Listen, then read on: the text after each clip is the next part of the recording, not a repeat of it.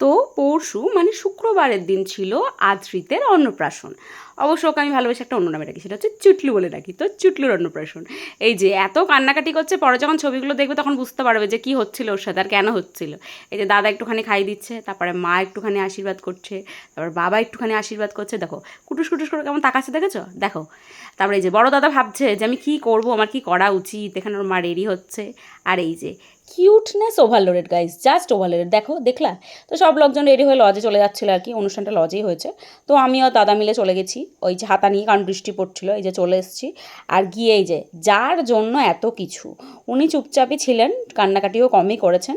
তো তখন যখন ওর মাকে দেখাচ্ছিলাম, এই যে ওর মায়ের লুকটা সেদিনকার ছিল এইরকম, দেখেছো? আচ্ছা, তারপরে আমরা বসে গেছি খেতে। 4 জনের সিটে আমরা বসেছিলাম, 5 জন মিলে। আর আমি আর রিপা মিলে লেকচার দিচ্ছিলাম, ওটা খুব ভালো পারি আমরা। এটা হচ্ছে মেনু কার্ড, ওরা একটা হ্যান্ড ব্যাগ দিয়েছিল। তো তারপরে যেখানে স্যালাড পড়ে গেছে, শাক, ভাত, তারপরে বেগুন ভাজা, আর এই যে ডাল তরকারি, এগুলো দেখাতে ভুলে গেছি গাইস। তারপর আমার মনে করছে আমি ভিডিও করি, তখন মনে মনে বলতে ইচ্ছা করছে যে কিয়া ব্লগার বানে গেলে তু।